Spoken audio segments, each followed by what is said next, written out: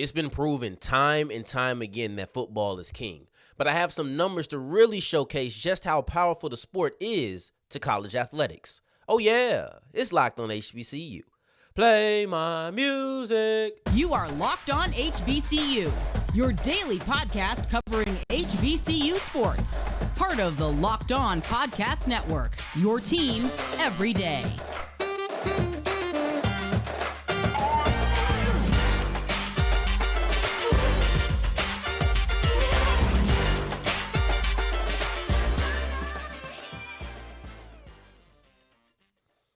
What's going on, family? Welcome back to another episode of the Locked on HBCU podcast, your number one daily one-stop shop for everything HBCU athletics, Monday through Friday, part of the Locked On Podcast Network, your team every day. And I, of course, am Darian Gray, a.k.a. the Mouth of the South, Texas Southern alum and former TSU Herald Sports editor. Thank you for going on this journey with me. Make a Locked on HBCU your first listen of the day every day. And remember, just because the mic cuts off does not mean that the journey is over. It just means it's time to follow me on Twitter at South Exclusives. You see it right there at the bottom of the screen. But if you don't, that means you're on the audio side of things. And I appreciate that as well. Just don't forget the S on the end of South Exclusives. And today's episode is a bit of a variety pack, except we have no Fritos in the bag. For those who don't enjoy the Fritos, we have nothing but the flavors that you want to hear. And we're going to wrap it up with Morgan State Lacrosse and how they won a championship. I find it interesting, lacrosse in general, because that's not a popular HBCU sport. Then before that, we're going to dive into DJ Golatt's landing spot in the Baltimore Ravens and why it might be comfortable, but maybe not the best place for him at the moment. But before we get into any of it, we're going to discuss why football is king, specifically college football. And I think that this has been proven time and time again. But more so than football being king, it truly is the engine of all college athletics. And I know that we've heard this before. We've seen the conversations about how football allows other sports to happen. So I think we all have been kind of aware, but maybe not to the lengths that I'm about to showcase right now, because there were some figures thrown out there when talking about the profit versus losses of every single sport. And when I tell you, the numbers are ridiculous. I'm sorry for those who are on the audio side of things right now, because I'm going to use a visual demonstration and I'm not going to read off all of the numbers. But for those of you who are listening, you're in the car, I told you I appreciate you. I told you I look out for you. So what I will do is list off the sports that are in the green and the sports that are in the red. So obviously the red are the ones who lost. Let me go ahead and pull that up. Money talks, money talks, money talks. And this came from Ross Dellinger. Originally, I think I got that right. But as I get older, I realize I'm not the best with names. Names trip me up. The older and older I get, and I'm not old. I'm not old at all. But the older I get, names trip me up. Anywho, this is a really powerful way to show this is really a good way to show how powerful the athletics are, college athletics, and specifically college football, to the athletic budget. Now, this comes from 2016 LSU. So this is not an HBCU figure, and I know it's not an exact science because there's sports on here that HBCUs don't have, and I'm sure that the HBCU football isn't making $56 million, right? But this is LSU, and you have the sports of football, men's basketball, and baseball that are in the green, in that order. But the numbers, I'll tell you there, $56 million for football. That's the profit that they make. Men's basketball makes $1.6 million in profit. That's already a $55 million gap in between first and second place. Let's get that out the way right there. So football makes way more money than anybody else. It's not even close, the amount of money and the amount of profit that football generates. Then you have baseball, which is even lower than basketball. After that, and this is in no particular order, but it goes gymnastics, softball, women's basketball, women's and men's track and field / cross country, men's and women's golf, volleyball, women's soccer, men's tennis, beach volleyball, women's tennis. Men's and women's tennis, women's swimming, and men's swimming. So you're looking at sports. First off, most HBCUs don't even have swimming. Some don't have tennis. I don't think any have beach volleyball. You're looking at all these other ones they have. Most don't have gymnastics. So the numbers aren't an exact science, but the point is to look at football, men's basketball, baseball. Those are your money sports, but specifically men's basketball and football. Now, I do wonder, and I'll keep this graphic up so that you have the time to look at all of these numbers if you're on the video side. And if you're on the audio side and you have the chance, just look at the time on your audio right now and then come back. But that's 17 sports, and only 3 of the 17 actually make money. And I'm sure there's spikes, and who knows, with baseball being so low, this might have been a spike for them. And they love baseball out there at LSU. The track and field team is really good, yet they're still in the red, yet they're still losing money. This is a really good program for LSU, and they're not generating the money that you would think they would based off of their success. This just showcases how important football is. Because if you take away the $56 million, you're losing about $24 million in sports. You're losing money. But because football is here with the 56, you're gaining a profit about $30 million. That's the difference. That is a huge difference when it comes to football. That's the power of football. When they say that when they say that football allows other sports to happen, this is what you mean. You look at this chart and you see there's only 2 sports who would actually generate a profit outside of football. Meaning if football wasn't around, that $2 million that gymnastics is costing LSU, gymnastics is probably in a drain. Right? There's sports like that, gymnastics. Probably beach volleyball, not happening. Swimming probably wouldn't be happening. Maybe because it's an Olympic sport, you would use it. But there's just certain sports that if it wasn't for football, they would probably go in the can. That's the power of football. They don't just generate money and be like, oh, look at us, we generate money. No, they generate money and they give back. They generate money and they help provide for all of the other sports. You could make a strong argument that if it wasn't for college football, the amount of sports in college would be significantly diminished. Now, I told you, this is not an exact science. So it's not that, because I don't think they're losing as much money as these schools, and I also don't think they're making as much money as these schools. So I'm not going to try to rational it out. You can do that. You can try to make the figures work out to what you think is going to be. I haven't seen an HBCU budget laid out like this, so I don't know. But what I will say is that I think that not only do we need to look at how powerful football is and support our football team, because we see this. This is going to be the case at pretty much every school. You know, I don't know what school this isn't the case. I would love to see a school like Duke, who is such a basketball school, see if their numbers even out. That's what I would love to see. But I would say at 90% of schools, especially HBCUs, football is going to be the king. Is going to be the school the program that generates the most money for the school and kind of paves the way for all these other athletics. So show up, buy tickets if you can, like actually go to the game. And I know it's not much. I don't have all the answers. I don't have all the solutions. What you will never hear from me is just, this is what you do, period. I'm not here to say this is how you save HBCUs. That's not me. All right. I know that people say it and people get freaking beat down on Twitter for saying it. And I get it because it's not as easy as that. And it always comes from somebody who's not in the circle. So nobody ever likes that. Even me being in the circle, you'll never hear me say that. That's not me. It's not what I'll do. I'll give suggestions and things like that. But I'm not here to break down the way to save everything. Right. So with all of that being said, go to a football game. Go to some of these other games. Make it to where they don't have to be as dependent on football. Now, I don't think that me telling you to go buy a ticket to the softball game is all of a sudden going to take them out of $1 million hole. I don't think that. But what I can say is that every little dollar does make a difference in this, and I don't know how to support exactly, right? I come from, I got in all the games for free, So, and then I moved, so I'm not in Houston.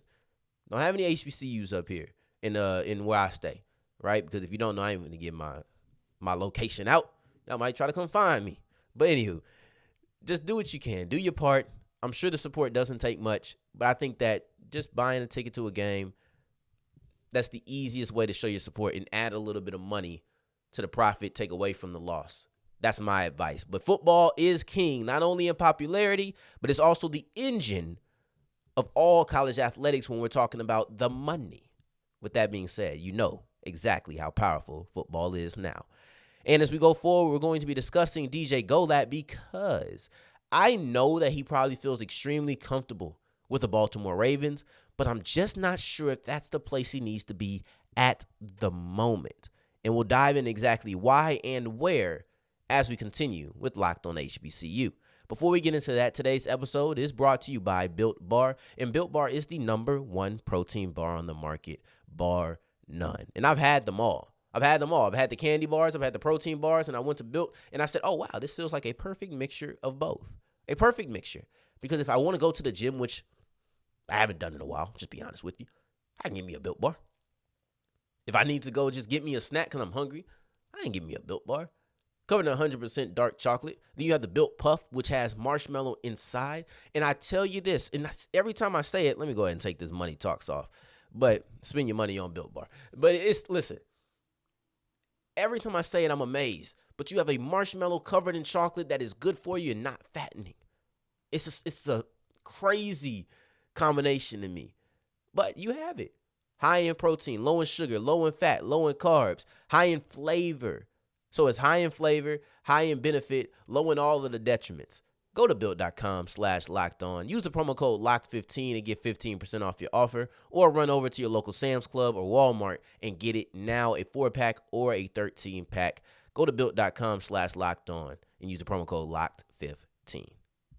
And as we continue rolling on today's episode of Locked on HBCU, I appreciate you for making us your first listen of the day every day. And on tomorrow's episode, we'll have Mason Smith from Sports Illustrated coming on to discuss Alabama State's basketball team, where things went wrong last year, the recruiting class for this year, and then also the NBA G League Elite Camp. So I cannot wait to share that with you. We've done it. It's in the can. Time to go ahead and unleash it on tomorrow's episode. But right now, DJ Golatt probably feels comfortable with the Baltimore Ravens. I actually think the Baltimore Ravens is probably the most comfortable NFL landing spot for DJ Golatt. However, I'm just not sure if that's where he needs to be at the moment. And as it sits right now, that's who he's been picked up as. It was picked up by, it was an undrafted free agent contract. So he's not even going in for like what's it called?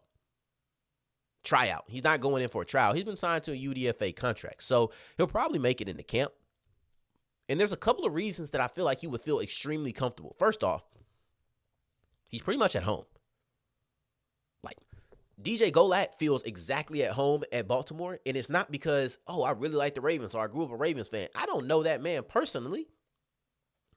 I don't know what his childhood affiliations were. But I'll tell you this, he went to high school in Upper Marlboro. Now, let's see, Upper Marlboro, Maryland, Marlboro. Like I told you, the names be killing me. But he went to school in Maryland. And then he went to Morgan State for college, 50 minutes from his high school. Transferred to Bowie State, 20 minutes from his high school. Now, he's going to Baltimore, playing for the Ravens, 40 minutes from his high school. This man does not leave Baltimore. He does not leave Maryland unless it's an away game. High school, college, pro. He's been in Maryland his whole life. Since a high schooler, at least. He's been in Maryland. This man don't leave. That's feeling at home. You can drive down from camp. You ain't feeling too good for the day. You can drive back home real quick. Come back up. Same night if you wanted to. So, yes, he probably feels extremely comfortable with the location. But I would assume by play style, he'd also feel pretty comfortable being a Raven, period. Even if the Ravens were in Antarctica, he would feel good with this because you look at the players who are on the Ravens at his position. Lamar Jackson, highest paid quarterback in the league. Ty Huntley.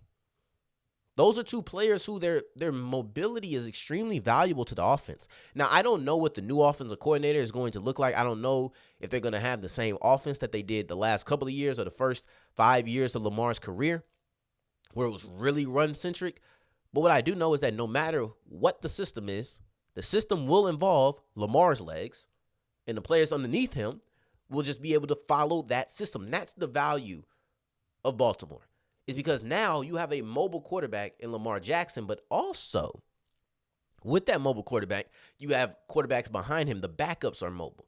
So I think that's what they like because they have the ability to not really change their offense too much. You're not going from Lamar Jackson to Joe Flacco where it's like, okay, we need to just change all of this read option, all of this zone, all of this. No, we just need to drop back, completely different offense for a completely different quarterback. That's not the case. I think his ceiling is a practice squad, DJ Golatt. But I don't think the practice squad is where he needs to be. And I know it feels harsh to say somebody doesn't need to be in the NFL. But I'm genuinely looking out for him. I genuinely am looking out for him when I say that I believe that DJ Golatt would be best if he took a stint in the XFL or the USFL. Now, granted, I admittedly hope this is not the case. And I'll tell you why I hope I'm wrong at the end of the show. But I think that for him, that would be the best thing because from everything I hear about Golatt, he's raw. An extremely raw prospect. Extremely raw.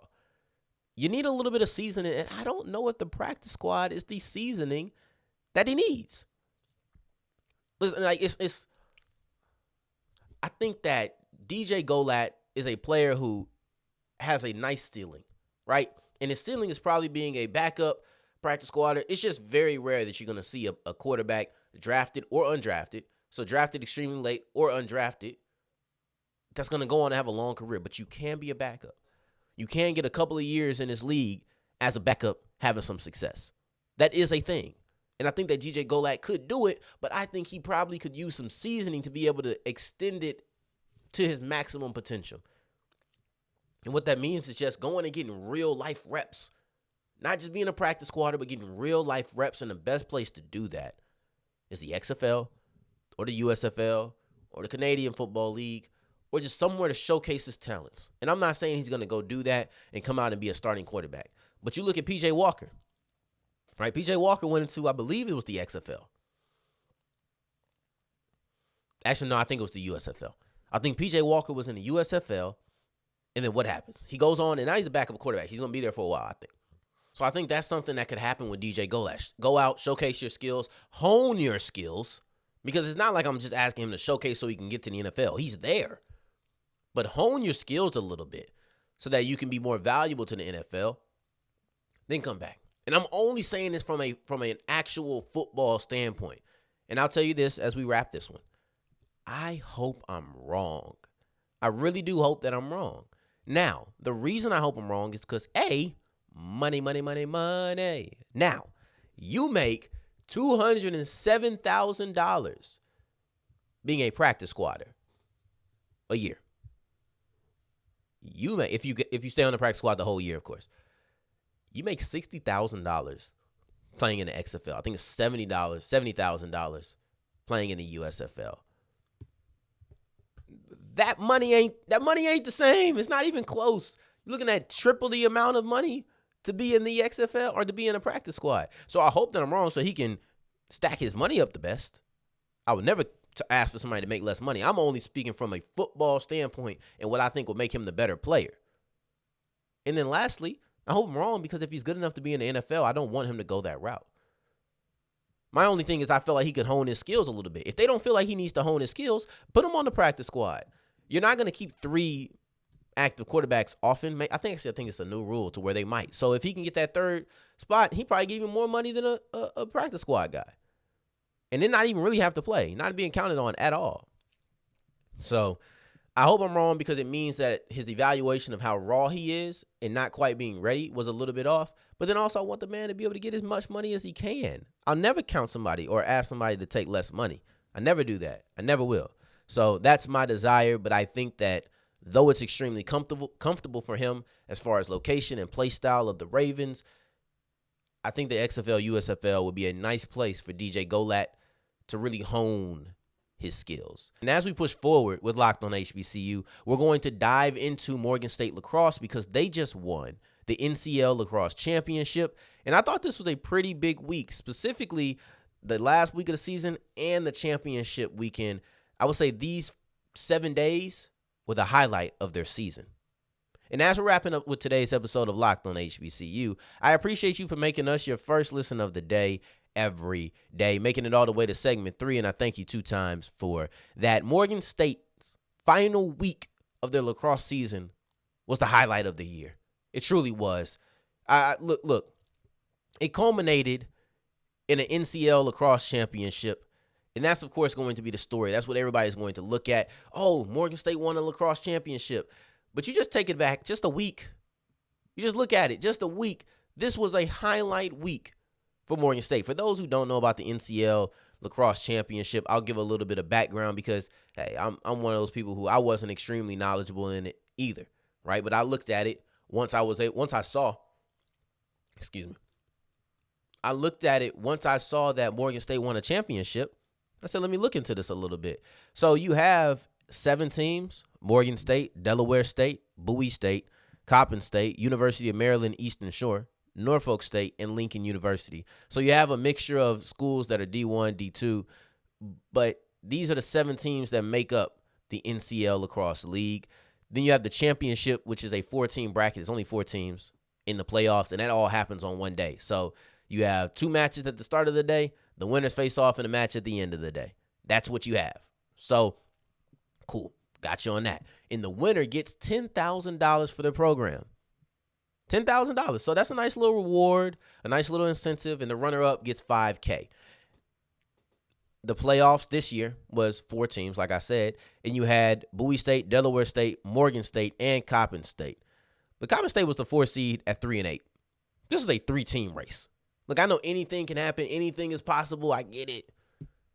But this was a 3-team race through and through. This was this was Bowie State, Delaware State, and Morgan State. Now that we've set the scene for the league, we set the scene for the playoffs, we set the scene for the reward of making it there. Now that we've done all of that, let's dive into why this week was so important. And you have to start on April 30th because it wasn't continuous. You play a game every weekend. It was April 30th and May 7th. So it was a week apart, but still 7 days nevertheless. And that first game was Morgan State versus Delaware State. It was the last game of the season. And that you can make an argument that was the biggest game of the year outside of the championship game. You can make that strong argument. But not only did you avenge a loss, because Delaware State was the only team to have beat Morgan State that year. And Delaware State was undefeated. They were the only team to knock off Morgan State, and nobody had beat them. Morgan State comes in and beats them by 5. Now, that's important because the first time the Delaware State beat Morgan State, the Bears lost by 4. That 1-point difference was the difference between being a 2 seed and being the number 1 seed. Now, not only did you get to avenge your loss, I love that. That's me. I love a storyline. I love coming back for revenge. I love all of that. Those are the type of things that get me interested. But not only did you avenge a loss, that becomes secondary because with the way that you won, you got the number 1 seed. And the number 1 seed is great. Everybody wants home field advantage and all of that. But it's not even about home field advantage. It's about the fact that you got to not face the number 3 seed. Rewind. I told you. This was a 3-team race. 1st seed, 2nd seed, 3rd seed. Coppin State had a losing record as the 4th seed. They were 3-8. So there was only 3 teams in this league that had a winning record. This was a 3-team race. And by winning the number 1 seed, you got to face team number 4. You got the easy route. You got the team in the playoffs with a drastically losing record. You didn't have to face Bowie State at the beginning. You didn't. You didn't have to go through facing the 3rd seed and then facing the 1st seed. That's the harder route. Because you won by 5 instead of winning by 3, you won by 5 and you were able to get that tiebreaker now. You got the easier route. This was extremely important. Now, you can go through and say every single game was important. You're right. You're right. You went from having the 1st seed because you won, probably been the 2nd or the 3rd seed. Not like it really matters. It's no home field. But you went from being the 1st seed to being the 2nd or 3rd seed. Or excuse me, you went from being the 2nd or 3rd seed to being the 1st seed because you actually won. This is huge. You knock off Coppin State, cool. Nobody surprised by that. But then you get Bowie State. Kind of bummed we didn't get to see Delaware State versus Morgan State for the 3rd time, a nice little rubber match. But you got to see Bowie State. You take care of business there. So now in that week span, you have avenged the loss, earned home field advantage, earned the number 1 seed. I'll just say number 1 seed. Then you come in, knock off your first playoff game because this is win or go home now at this point. All right, you don't go home. Now you're in the championship going against Bowie State, the other really good team in the league still. And you win that game and you win a championship and you are the lacrosse champions. Alexa, play Queen. It's just that simple. We are the champions, my friend. And we keep on fighting till the end. I was told that I should not sing on air. So this one's for you, Mike. Told I missed all of the notes in my debut radio show this Sunday. Last Sunday, just a couple days ago. So I will not sing it, but I will say the lyrics, and we are the champions, my friend. My friend, I hope that you continue to make us your first listen of the day every day. On tomorrow's episode, we'll have Sports Illustrated's Mason Smith to break down Alabama State basketball and then also look at some of our HBCU prospects in the NBA draft. In the meantime, in between time, if you're looking for me, you can find me on Twitter at South Exclusives. Until the next time that we hear each other, family, take care, stay blessed. Peace.